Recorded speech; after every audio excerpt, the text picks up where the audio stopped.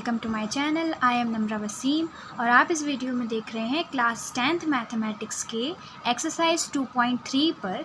ये मेरा second lecture है जिसमें हम डिस्कस करने वाले हैं क्वेश्चन नंबर 2 को।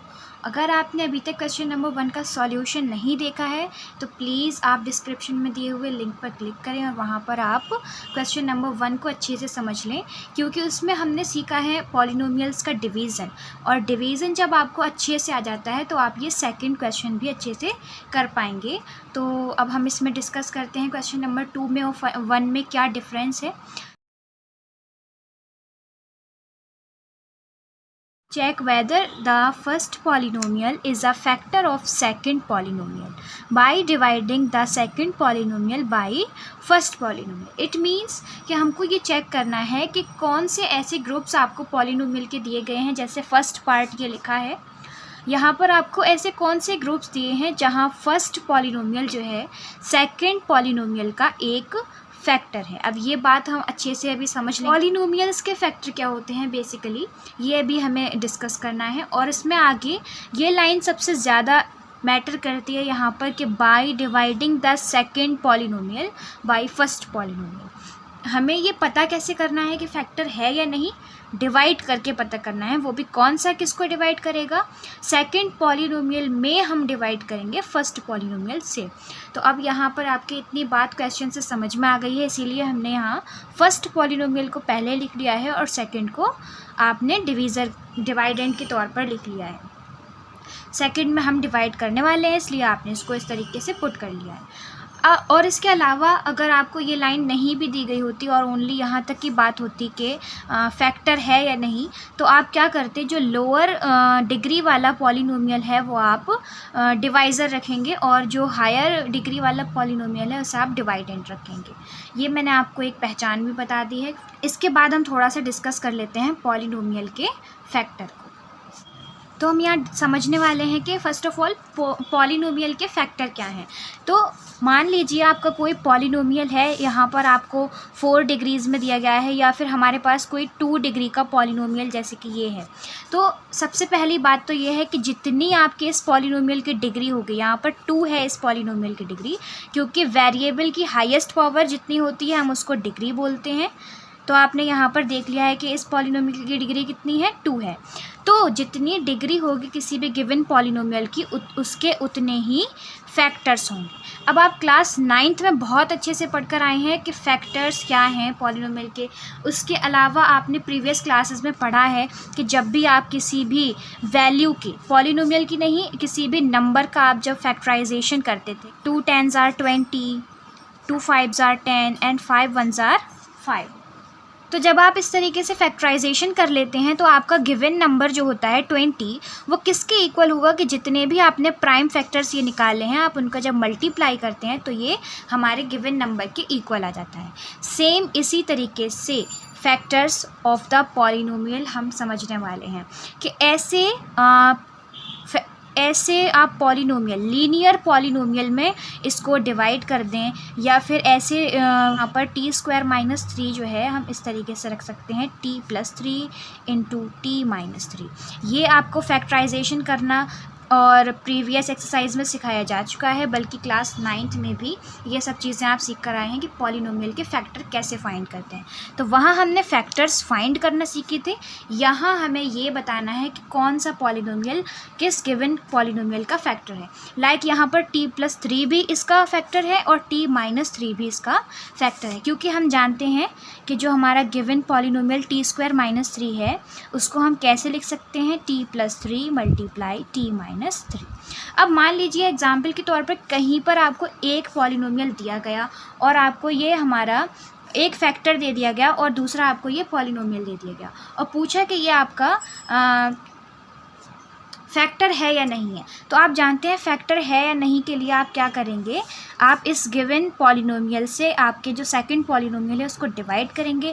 और जब हम डिवाइड करेंगे, मान लीजिए यहाँ t+3 से हमने t² - 3 को डिवाइड किया, तो उसका रिमाइंडर कितना आ जाएगा, 0 आ जाएगा। अगर रिमाइंडर 0 आ जाता है तो आप कह देंगे yes t+3 is a factor. यहाँ पर मेन चीज़ यही याद रखने के लिए है कि जो भी आप फर्स्ट पॉलिनोमियल से सेकंड को डिवाइड करेंगे, रिमाइंडर 0 आ गया, तो वहाँ पर आप क्या लिख देंगे कि गिवन जो पॉलिनोमियल जिससे आप डिवाइड कर रहे हैं वो सेकंड का फैक्टर है, अदरवाइज़ नहीं है। तो ये चीज़ें हमें अच्छे से क्लास 9th और क्लास 10th की मिलाकर देखनी है। क्वेश्चन नंबर 2 का ये फर्स्ट पार्ट अब हम सॉल्व करते हैं यहाँ पर। सो जो डिवाइडिंग का मेथड है पॉलिनोमियल्स में, क्वेश्चन नंबर 1 में मैं पहले सिखा चुकी हूँ और यहाँ एक बार फिर से एक्सप्लेन कर रही हूँ कि जब आप डिवाइड करना स्टार्ट करते हैं तो ये जो हमारा डिवाइज़र होता है, डिवाइड करने वाला पॉलिनोमियल, तो वहाँ पर आप पावर देखते हैं और अपने फर्स्ट टर्म की हाईएस्ट पावर देखते हैं। और यहाँ पर आपका पॉलिनोमियल कैसे डिग्रीज़ की पावर में उसमें होना चाहिए, यहाँ पर डिग्रीज़ आपकी डिसेंडिंग ऑर्डर में होना चाहिए, 4, 3, 2, 1 एंड 0। यहाँ पर इसी तरीके से दिया गया है, तो हमने अपने पास से कोई सेटअप नहीं किया। अब हम क्या करेंगे, फर्स्ट टर्म को इक्वल करना चाहते हैं इस टर्म की हेल्प से जो हमें यहाँ डिवाइड करने के लिए दिया है, 2t⁴। इसको बनाने के लिए हमें सबसे पहले चलिए आप अपने वेरिएबल की पावर को इक्वल करें। तो 2 से 4 बनाने के लिए हमें यहाँ t² की नीड है, और साथ में हम इक्वल करते हैं कॉफिशिएंट को भी। तो कॉफिशिएंट को इक्वल करने के लिए यहाँ हमें t² के साथ में और t² ये एक और ले लिया आपने, इसके मल्टीप्लाई में हमें यहाँ पर 2 और लेना होगा। ये आपने फाइंड कर लिया कि हमें फर्स्ट टर्म किस तरीके से सेम टू सेम मिल जाएगा जब आप 2t² का मल्टीप्लाई करेंगे।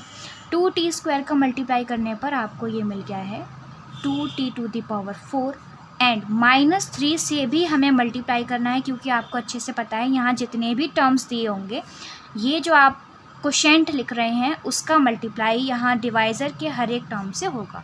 तो -3 से करने पर -3 2 6 हो जाएंगे और t की पावर 2 आ जाएगी। और आप नॉर्मल डिवाइड्स की तरह क्या करेंगे, यहाँ पर सब्ट्रैक्शन करेंगे। यह हमने लिख दिया सब्ट्रैक्शन। अब इसके बाद आप जानते हैं सब्ट्रैक्शन करने पर ये जो आपने पॉलिनोमियल बनाया है इसमें साइंस जो है ये कैसे हो जाएंगे, अपोजिट हो जाएंगे। तो सेम वैल्यूज़ तो सब्ट्रैक्शन के बाद 0 देंगी, और आप यहाँ पर जो पावर्स हैं t⁴ और t की पावर 2 इनको सॉल्व नहीं करेंगे, बल्कि सेम पावर वाले वैल्यूज़ को सॉल्व करेंगे। और अगर t की पावर 3 में कोई वैल्यू नहीं है तो हम इसको यहाँ सेम लिख देंगे, प्लस t⁴। अब t² में कितनी वैल्यूज़ हैं, प्लस के 6 माइनस के 2, तो यहाँ बचेंगे प्लस के 4t²। और साथ में जो वैल्यूज़ बिल्कुल भी यूज़ नहीं हुई हैं वो हम सेम टू सेम यहाँ नोट कर देते हैं।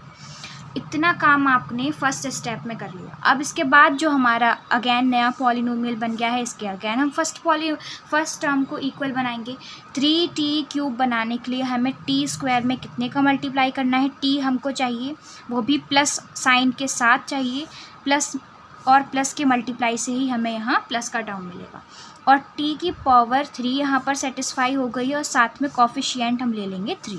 जब 3t का मल्टीप्लाई करेंगे तो आपको यहाँ मिलेगा 3t³ और -3 से करेंगे तो 3 3 9t, इस तरीके से। और आप अगेन यहाँ पर सब्ट्रैक्शन करेंगे, और सब्ट्रैक्शन करने पर यहाँ साइन फिर से अपोजिट हो जाएंगे, और सेम वैल्यूज़ जो हैं सब्ट्रैक्शन करने पर क्या होता है, 0 हो जाती हैं। तो प्लस के 90 एंड माइनस के 90 ये भी यहाँ पर सब्ट्रैक्शन करने पर 0 हो गए हैं। अब हमारे पास क्या बचा है, 4t² एंड माइनस के 12। अब आप यहाँ पर देखें t² and t² already equal हैं, plus and plus already equal है, हमें ओनली 4 की नीड है, तो +4 यहाँ पर और लिख लेते हैं।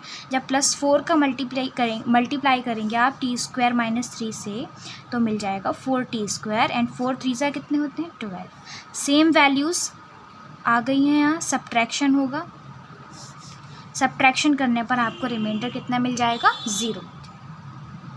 और जब रिमाइंडर हमारा 0 आ गया है तो आप क्या कह देंगे, t² -3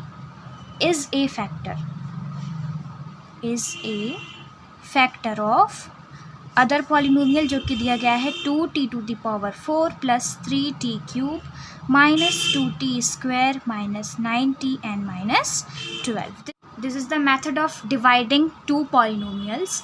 और इसकी हेल्प से हम क्या पता कर सकते हैं कि कोई भी गिवन पॉलिनोमियल दूसरे पॉलिनोमियल का फैक्टर है या नहीं। तो इसके अलावा आपकी बुक में जितने भी और पार्ट्स दिए गए हैं क्वेश्चन नंबर 2 में वो आप सॉल्व कर लेंगे। और उसके अलावा एग्ज़ाम में अगर कोई वैल्यूज़ चेंज होकर भी आ जाती हैं तो आप कर सकते हैं। बस एक ही चीज़ की ज़रूरत है कि यहाँ पर आपको डिवीज़न बहुत अच्छे से होना चाहिए। और डिवीज़न की प्रैक्टिस आप कैसे करेंगे, आप मेरी फर्स्ट क्वेश्चन पर जो मैंने वीडियो बनाई है वो आप ज़रूर देख लें, तो आपकी प्रैक्टिस हो जाएगी डिवीज़न पर और उसके बाद आपको कभी भी कोई डिफ़िकल्टी नहीं होगी। अगर आपको ये वीडियो पसंद आई हो तो प्लीज़ लाइक करें, ज़्यादा से ज़्यादा शेयर करें। और अगर आपने हमारे चैनल को अभी तक सब्सक्राइब नहीं किया है तो प्लीज़ सब्सक्राइब करें। Thank you so much.